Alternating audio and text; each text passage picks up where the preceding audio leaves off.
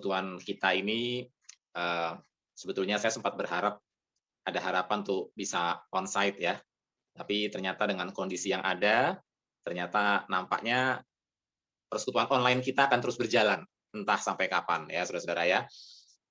Sempat ada harapan kita akan bisa kumpul onsite karena keadaan sempat membaik ya, tapi siapa menyangka setelah lebaran kemarin banyak orang sudah memprediksi memang, dan terjadi betul, akhirnya nampaknya kita harus tetap online seperti yang kita lakukan hari ini. Semoga Bapak Ibu bisa tetap merasa dibangun, tetap setia, dan tetap bisa konsentrasi. Nah, Bapak Ibu Saudara, memang ada seorang ahli yang pernah saya tonton di TV. Kalau level pandemi ya, pandemi itu kan sudah mendunia ya.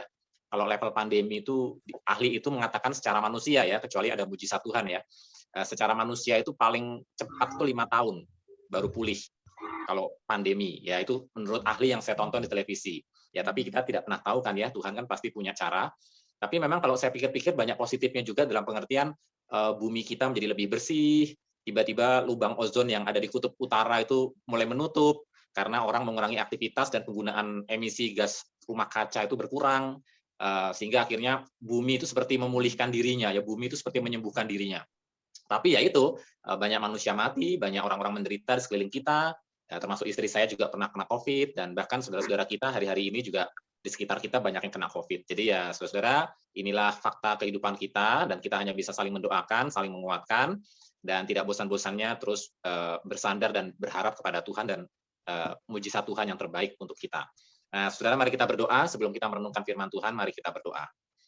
Bapa kami yang di surga, kami bersyukur, berterima kasih masih ada kesempatan Tuhan berikan untuk kami berkumpul di tengah-tengah situasi ini. Meskipun kembali lagi nampaknya kami harus terus-menerus online mengadakan persekutuan ini, tapi biarlah tidak mengurangi sukacita kami karena Tuhan sudah buka jalan, sediakan cara, fasilitas, media untuk kami bisa menikmati persekutuan meskipun secara daring. Berkatilah Roh Kudus dalam pemberitaan dan renungan firman Tuhan pada malam hari ini. Demi nama Tuhan Yesus kami berdoa. Amin.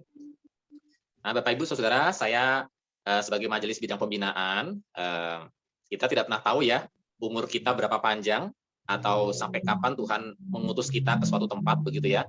Ya, saya mengambil tanggung jawab saya sebagai majelis bidang pembinaan, berinisiatif untuk men-sharingkan bacaan-bacaan. Saya sering posting setiap hari, sudah 5 hari ini saya posting di gereja, di grup gereja ya, di grup gereja dan grup rayon. Nah, saya tahu ada beberapa yang komplain, Pak Cahyo, tulisannya bacaannya terlalu banyak begitu ya. Itu anak pemuda saya yang komplain. Jadi ada juga yang mengatakan, ya saya cuma lihat-lihat sekilas-sekilas aja. Ada juga yang mengatakan belum baca begitu ya. Tapi saudara-saudara, intinya adalah saya ingin melakukan tanggung jawab saya. Jadi Bapak Ibu kalau punya waktu di masa-masa pandemi, mungkin nanti kita akan lebih banyak di rumah lagi, work from home gitu ya. Silakan baca-baca artikel-artikel yang menurut saya termasuk singkat ya, karena kadang-kadang tidak sampai 1 bab. Dalam minggu ini saja saya sudah men-sharingkan tentang apa itu teologi reform. Mungkin Bapak Ibu bertanya-tanya, kenapa sih masa-masa pandemi kok lagi-lagi masalah teologi yang dibahas artikel singkat yang dicantumkan yang saya share begitu ya. Nah, pertama, kenapa teologi reform? Karena Kalam Kudus kalau kita baca di tata dasar dan tata laksana, Kalam Kudus itu pengajarannya mendasarkan diri kepada pengajaran reformasi ya, terutama John Calvin alias ajaran reform. Jadi kalau orang Kalam Kudus tidak tahu teologinya sendiri, saya sebagai majelis pembinaan dosanya besar di hadapan Tuhan karena saya tidak melakukan tanggung jawab saya untuk men-sharingkan apa itu teologi reform, padahal Kalam Kudus di tata dasar tata laksananya itu teologi reform begitu. Jadi terserah Bapak Ibu mau baca maupun nggak baca, itu kan kesimpan di HP Bapak Ibu ya. Nah, semoga tidak kehapus dengan segera, dan besok-besok kalau punya waktu bisa baca-baca apa yang saya sharingkan begitu ya. Artikel-artikel yang saya tulis. Khusus di rayon dan di pemuda, saya secara khusus itu mencantumkan setiap hari itu artikel singkat bentuknya tanya jawab. Ya, bentuknya tanya jawab. Itu sebetulnya salah satu bahan katekisasi dari abad pertengahan, jumlahnya ratusan, dan saya mencantumkannya setiap hari 1 pertanyaan 1 jawaban, 1 pertanyaan 1 jawaban. Itu juga sebetulnya pengajarannya pengajaran teologi reform juga gitu ya. Jadi kalau Bapak Ibu ya, nggak menikmati yang panjang-panjang, ya setidaknya menikmati bacaan-bacaan singkat yang saya posting di grup rayon. Khusus yang tanya jawab itu hanya grup rayon dan pemuda ya. Saya tidak posting di grup jemaat begitu karena ya sudah, saya kan tanggung jawabnya di rayon Ebenezer. Nah, itu artikel kedua yang saya posting. Kadang-kadang saya akan posting artikel-artikel tentang keluarga, tentang menjadi suami yang baik, menjadi istri yang baik, yang praktis-praktis saya juga kadang-kadang akan posting ya. Kemarin saya sempat posting tentang bagaimana menjadi suami yang baik bagi istri. Nah, kalau Bapak Ibu ada yang sempat baca, Ya, semoga itu menjadi berkat ya untuk para suami ya. Bagaimana menjadi suami yang baik bagi istri. Saya sempat posting juga ya. Harusnya istri-istri senang karena didahulukan ya. Nah, bagaimana menjadi istri yang baik bagi suami? Ya, kapan-kapan saya akan posting juga ya. Nah, itu sudah pernah saya posting semua. Jadi itu cuma sarana-sarana yang saya coba bisa untuk berikan. Karena pertama saya tahu Bapak Ibu nggak semuanya suka baca buku kan. Tidak semuanya suka baca buku. Jadi saya cari akal gimana caranya isi buku bisa saya pindah dalam bentuk potongan-potongan bacaan singkat. Nah, bagaimanapun Bapak Ibu harus membaca, ya harus belajar membaca. Kalaupun tidak membaca buku, yang membaca postingan yang saya kirim begitu, karena alasan-alasan tadi. Ya, Indonesia ini merupakan negara dengan tingkat kemampuan membaca literasi itu sangat rendah sekali. Indonesia sangat rendah sekali. Nah, saya coba fasilitasi, oke lah, saya nggak pinjemin buku ke jemaat, saya tidak paksa jemaat baca buku, tapi setidaknya saya kasih potongan setengah bab, ya saya tulis di WA. Nah, semoga bisa dimanfaatkan. Kalau enggak juga nggak apa-apa sih. Nah, saudara, yang berikutnya juga saya rindu untuk kita bisa apa namanya? Kalau ada pertanyaan, Pak Cahyo, ini Pak Cahyo kasih postingan, saya dari postingan itu ada yang saya ingin tanya begitu. Nah, silakan tanya. Saya senang sekali. Saya menyediakan waktu itu setiap hari jam 7. Jadi saya sudah bilang ke istri saya, kalau boleh nih, kalau bisa, saya bilang ke istri saya, setiap hari jam 7 malam sampai jam 9 malam, itu 2 jam saya pakai khusus untuk jemaat. Bisa dalam bentuk kunjungan, mendoakan lewat telepon, lewat WA, video call, bisa dalam bentuk pemuridan, KTB, bisa juga dalam bentuk kalau Bapak Ibu ada yang mau nanya sesuatu ke saya tentang Alkitab, itu antara jam 7 sampai jam 9, saya sediakan tiap hari, kecuali Sabtu dan Minggu, ya, karena Sabtu dan Minggu saya usahakan bisa sama istri, ya, ada waktu untuk istri, kadang-kadang istri pengen jalan-jalan kemana, ya udah saya ikutin, begitu ya. Tapi dari Senin sampai Jumat, saya pakai untuk rayon, untuk kunjungan, atau untuk Bapak Ibu kalau mau tanya-tanya, saya KTB, saya rapat majelis, itu kadang-kadang kan nggak setiap minggu ya. Jadi manfaatkan waktu itu Bapak Ibu, kalau ada yang mau ditanyakan dari artikel-artikel yang saya posting. Kalau nggak ada yang tanya, ya saya telepon jemaat. Kalau nggak ada yang bisa ditelepon, ya saya pergi makan keluar begitu ya. Nah, Bapak Ibu, Saudara, itu saja yang saya mau sampaikan. Hari ini saya singkat saja renungannya. Dari saya mau cerita tentang seorang raja. Bapak Ibu mungkin pernah dengar nama raja ini, namanya Raja Lemuel. Raja Lemuel ini dari sebuah tempat namanya Masa ya, di mana Masa itu kita tidak tahu pasti ya. Bapak Ibu bisa searching sendiri nanti ya. Pokoknya ini raja namanya Lemuel, dan Raja Lemuel ini mencatatkan kata-kata ibunya. Intinya Raja Lemuel ini punya ibu yang sangat saleh, dan ibunya ini memberikan petuah-petuah, dan petuah-petuahnya itu dirangkum di dalam kitab Amsal pasal 31. Nah, kitab Amsal pasal 31. Tapi mungkin fokus saya hanya satu ayat saja, ya. Fokus saya hanya satu ayat saja. Nah, Amsal 31 ini menarik Bapak Ibu. Kitab Amsal ini menarik. Kalau Bapak ini wawasan aja Bapak Ibu ya. Kalau Bapak Ibu baca kitab Amsal, pembukaan kitab Amsal, Amsal 1 sampai Amsal 9 itu nasihat ayah kepada anak. Ya, kitab Amsal itu dibuka dengan nasihat ayah kepada anak. Nah, kitab Amsal ditutup ya pasal 31 yang kita baca hari ini itu nasihat ibu kepada anak. Jadi menarik ya Bapak Ibu ya. Jadi menjadi orang tua itu kehormatan loh Bapak Ibu. Menjadi orang tua itu akan banyak mendapat hikmat itu ketika membaca kitab Amsal. Bahkan jumlahnya 31. Jadi kalau Bapak Ibu mau seperti pendeta Yeremia ya, pernah bikin proyek itu 1 hari 1 pasal membaca kitab Amsal. Karena kan 1 bulan 31 hari. Contoh Januari kan 31 hari. Itu satu kitab Amsal selesai itu ya. Tanggal 1 baca Amsal 1, tanggal 2 baca Amsal 2, tanggal 3 baca Amsal 3, tanggal 31 Januari baca Amsal 31. Jadi Bapak Ibu bisa praktekkan karena isinya kitab Amsal itu dibuka nasihat ayah kepada anak dan diakhiri nasihat ibu kepada anak. Nah, hari ini yang kita bahas nasihat ibu kepada anak ya, dan itu pun 1 ayat aja. Nah, saya bacakan ayat 10 ya. Ini nasihat dari ibunya Raja Lemuel kepada sang raja ya, dan sang raja itu menuliskannya dalam kitab Amsal ini. Dikatakan begini, istri yang cakap siapakah akan mendapatkannya? Ia lebih berharga daripada permata. Saya ulangi ya, istri yang cakap siapakah akan mendapatkannya? Ia lebih berharga daripada permata. Nah, Bapak Ibu, kata cakap di sini bukan pengertian cakap secara fisik ya. Dari mana saya tahu cakapnya bukan cakap secara fisik ya? Nah, karena kata cakap di sini, saudara, ini dari bahasa asli yang menarik ya. Bahasa aslinya tuh cail ya. Cail. Ini bukan bahasa India ya. Caya bukan ya, ini cail ya. Nah, istri yang cakap, kata cakap tuh menggunakan kata cail. Nah, jadi sang ibu ini bilang, anakku, Raja Lemuel, saya kasih tahu ya, istri yang cakap atau istri yang cail siapakah akan mendapatkannya? Itu pertanyaan retorika, artinya nggak perlu dijawab, begitu ya. Pokoknya kalau kamu dapat, itu berarti luar biasa. Karena dikatakan istri yang cakap itu lebih berharga daripada permata. Nah, saudara, kata cakap ini bukan cakap secara fisik, karena di ayat 30 dikatakan kemolekan adalah bohong dan kecantikan adalah sia-sia. Ya, kemolekan secara fisik adalah bohong dan kecantikan adalah sia-sia. Tetapi istri yang takut akan Tuhan dipuji-puji. Jadi kata cakap di sini berarti berkaitan dengan sesuatu yang bukan fisik, ya, sesuatu yang bukan fisik. Lalu apa itu arti cakap ya? Dari kata cail tadi. Nah, cail ini artinya bukan jahil, ya, tapi cail ini artinya apa, Bapak Ibu? Cail ini artinya berharga. Atau ada terjemahan lain, saudara. Cail ini juga punya terjemahan lain, ya. Cail itu punya terjemahan lain, tentara, ya. Jadi kata cail itu bisa diterjemahkan juga tentara. Jadi kalau saya terjemahkan ulang, bukan berarti istri tentara, siapakah akan mendapatkannya, bukan berarti begitu ya Bapak Ibu ya. Bukan berarti kita mesti cari istri yang profesinya tentara, kayak Bu Tuti Tauran, bukan. Tapi kata tentara ini, apa artinya ya? Nah, artinya Bapak Ibu, seorang istri yang seperti tentara. Seorang istri yang sangat berharga, bagaikan pasukan tentara, yang kuat, yang tahan banting, bagi keluarganya, dan bagi negaranya. Ya, jadi istri yang cakap, itu istri yang seperti tentara. Punya disiplin, daya tahan, kekuatan, kemudian kecakapan, dan bahkan dalam tanda kutip menyelamatkan. Karena tentara itu kan menyelamatkan atau memenangkan pihak yang dibelanya. Itu tugasnya tentara.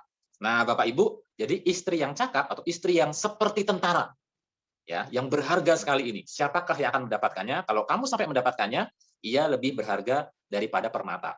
Nah, Bapak Ibu, jadi ini bagian dari nasihat ibu-ibu kepada anak-anaknya nanti.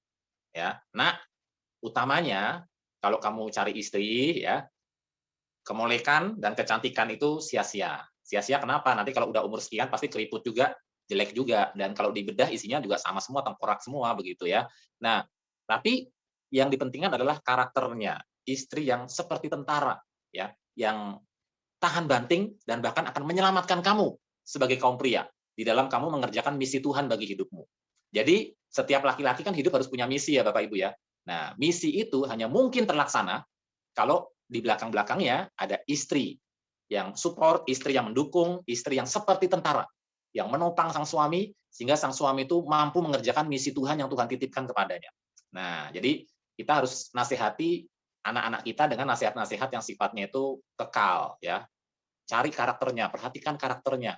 Jangan tergoda oleh kemolekannya dan kecantikannya. Istri yang cakap, istri yang seperti tentara, berjiwa tentara.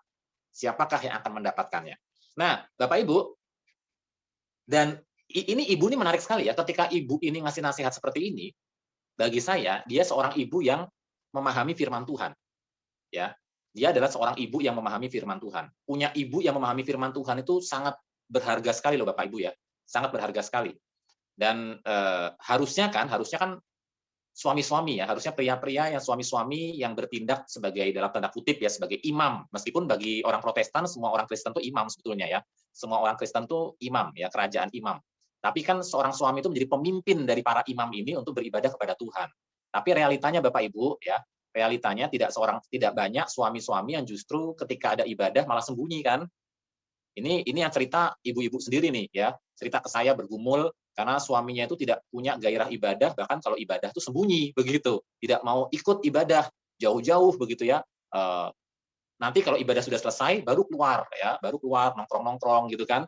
Jadi mungkin ini maksudnya karena dia ibadah di rumah-rumah kali ya, mungkin maksudnya begitu ya. Nah, Bapak Ibu, jadi ternyata realitanya para istri itu banyak yang lebih yang punya kerinduan untuk beribadah ya. Dan saya kalau diundang pergi ke kerukunan-kerukunan ya, kerukunan Manado, kerukunan Toraja, kerukunan apa, pokoknya saya kalau diundang ke kerukunan-kerukunan memang yang di baris depan tuh biasanya ibu-ibu. Banyak ibu-ibu yang datang, yang laki-laki itu mungkin lebih sedikit atau kalaupun ada ya di belakang-belakang sana kayak nggak pede begitu, saya nggak tahu juga ya. Nah, jadi itu yang memang saya amati ya, ibu-ibu ini entah karena faktor suka kumpul-kumpul atau karena memang punya kerinduan ibadah gitu. Nah, tapi bagi saya itu tetap sesuatu yang berharga sekali. Karena dari ibu-ibu itu nanti bisa memberikan nasihat buat anak-anaknya. Kalau bapak-bapaknya sudah begitu, ibu-ibunya juga begitu, kan cilaka anaknya. Tapi setidaknya kalaupun bapaknya bermasalah, ya ibunya menopang secara rohani. Nah, Bapak Ibu, saya lihat ibu dari Raja Lemuel ini adalah ibu yang tahu firman Tuhan. Sampai dia bisa mengucapkan ayat 10 ini, berarti dia ngerti firman Tuhan. Kenapa saya bisa menyimpulkan demikian? Karena dia bisa mengatakan bahwa seorang perempuan yang cakap itu berharga, dan cakap di sini menggunakan kata tentara, ya, dalam bahasa aslinya itu artinya juga tentara. Nah, berarti dia mengerti firman Tuhan. Mengapa mengerti firman Tuhan? Karena di dalam Kejadian, ya, saya ajak kita mundur, ini ayat terakhir kita ya, Kejadian pasal 2. Di dalam Kejadian pasal 2, ya, di dalam Kejadian pasal 2 ayat 18 ada ayat yang sangat terkenal. Kejadian 2 ayat 18. Tuhan Allah berfirman, tidak baik kalau manusia itu seorang diri saja. Ini waktu Adam masih sendirian waktu itu. Aku akan menjadikan penolong baginya yang sepadan dengan dia. Nah, kata penolong di sini saya sudah berkali-kali khotbahkan. Semoga Bapak Ibu tidak pernah lupa dan bisa khotbahkan ke orang lain lagi. Kata penolong sepadan di sini bukan pembantu. Ya, memang pembantu tugasnya menolong ya. Jadi kata penolong sepadan di sini bukan artinya tuh kayak asisten rumah tangga, bukan. Kata penolong sepadan ini dalam pengertian aslinya adalah seperti pasukan tentara yang menopang pasukan inti. Jadi suami-suami itu seperti pasukan inti, istri-istri itu seperti pasukan yang menolong ketika suami-suami itu terdesak gitu ya. Ketika suami-suami itu tidak berdaya mengerjakan misi dalam hidupnya, istri-istri ini menjadi semacam pasukan penolong. Nah, itu makna dari pasangan yang sepadan. Ya. Jadi kalau orang-orang Ibrani membaca ayat ini ya, agar wanita itu menjadi pasangan yang sepadan bagi pria, maka kata pasangan sepadan di sini pengertiannya seperti pasukan tentara yang menyelamatkan tentara intinya. Begitu ya. Nah, karena itu menarik sekali ya ketika kemudian mamahnya Raja Lemuel memberikan nasihat tentang istri yang cakap, kata cakap itu juga pengertiannya tentara. Artinya apa? Artinya sang ibu ini mengerti firman Tuhan, dia mengerti Kejadian 2 ayat 18, ya. Dia mengerti bahwa pasangan sepadan itu artinya perempuan itu bukan pembantu, ya, perempuan itu bukan asisten rumah tangga, perempuan itu adalah pasukan penyelamat. Kalau tidak ada perempuan, laki-laki tidak mungkin mengerjakan mandat Tuhan dengan baik. Nah, saudara, jadi di sini kita melihat betapa kekristenan itu menjunjung tinggi nilai perempuan. Perempuan itu penyelamat. Ya, penolong yang sepadan itu artinya dia yang menyelamatkan laki-laki dari kehancuran. Ya, penolong penyelamat, bukan perongrong ya. Nah, saudara, dan di sini kita melihat juga kekristenan ternyata menyadarkan kepada laki-laki bahwa perempuan itu bukan makhluk lemah. Perempuan itu perempuan yang dikatakan seperti tentara, dia punya daya tahan, endurance, daya tahan. Ya, kalau laki-laki kan punya power ya Bapak Ibu ya, power itu artinya kuat, secara fisik laki-laki itu kuat ya, kuat untuk angkat galon, kuat untuk dorong mobil, kuat untuk segala macam, kuat ya. Tapi kekuatan laki-laki itu terbatas karena laki-laki kuat tapi hanya beberapa waktu kuatnya. Dia akan cepat capek, setelah itu tidur. Ya, pulang kerja capek tidur atau istirahat misalnya begitu. Tapi kalau perempuan bayangin ya, perempuan tuh punya yang namanya endurance, daya tahan. Dia kekuatannya tidak sebesar laki-laki, perempuan kekuatan ototnya tidak sekuat laki-laki, tapi dia punya yang namanya daya tahan. Makanya perempuan-perempuan kan kadang-kadang kita heran ya, dari pagi bangun lebih pagi, ngurus suami, ngurus anak, anak suami pergi, kemudian kalau ibu rumah tangga dia akan ngurus pekerjaan rumah. Pekerjaan rumah nggak pernah ada habisnya, nanti waktu malam suaminya pulang dilayani lagi, anaknya pulang dilayani lagi, dan dia tidur pun paling malam. Kadang-kadang dia tidur paling malam, kadang-kadang suaminya sudah tidur, dia belum tidur misalnya. Jadi kita melihat perempuan tuh punya daya tahan. Ya seperti tentara punya daya tahan. Nah, saudara, jadi kita melihat di sini sebagai keluarga-keluarga Kristen, mari kita bersama-sama mengingat peran kita masing-masing. Laki-laki adalah pemimpin, seyogyanya adalah pemimpin, ya. Tapi ingat kekuatan kita terbatas dan kita membutuhkan orang lain yang dapat menyelamatkan kita untuk mengerjakan misi Tuhan yang Tuhan titipkan. Tapi wanita-wanita, ya, kita meskipun lebih lemah, meskipun secara fisik lebih lemah, tapi kita punya daya tahan dan Tuhan tentukan para wanita untuk menjadi pasukan penyelamat, punya daya tahan seperti tentara. Makanya yang digunakan istilah child tadi ya. Istri yang cakap, istri yang seperti tentara, yang sangat berharga, yang akan menyelamatkan suaminya di medan pertempuran. Nah, karena itu Bapak Ibu, jangan saling menganggap rendah satu sama lain, tetap melihat satu sama lain sebagai harta yang berharga dari Tuhan, dan didiklah anak-anak sesuai apa yang Tuhan telah ajarkan. Ya, seperti ibu tadi begitu salehnya, dia ajarkan kepada anaknya dengan pengajaran Amsal 31 ayat 10. Ya, dia menerjemahkan Kejadian 2 ayat 18 dengan bahasa yang lain, tapi maknanya sama di Amsal 31 ayat 10. Nah, Bapak Ibu, ini artinya ibu itu membahasakan ulang firman Tuhan yang dia tahu begitu. Makanya dia disebut ibu yang saleh dan dia menyuruh anaknya memberi nasihat kepada anaknya untuk memiliki istri yang saleh juga. Nah, apa ciri-cirinya istri yang saleh, istri yang cakap itu kita nggak ada waktu hari ini untuk membahas itu. Ya silakan ibu-ibu membacanya di Amsal 31. Itu full isinya tentang istri yang cakap ya, Amsal 31. Kalau mau dibedah satu ayat demi satu ayat itu pasti menarik sekali ya. Nah, Bapak Ibu Saudara, ini adalah renungan singkat kita pada hari ini. Biarlah kita selalu bersyukur dengan apapun keberadaan kita hari ini, saling menopang sebagai keluarga, dan terus mendidik anak-anak kita di dalam Tuhan, dengan peran kita masing-masing, dengan kelebihan dan kekurangan kita masing-masing. Nama Tuhan dipermuliakan.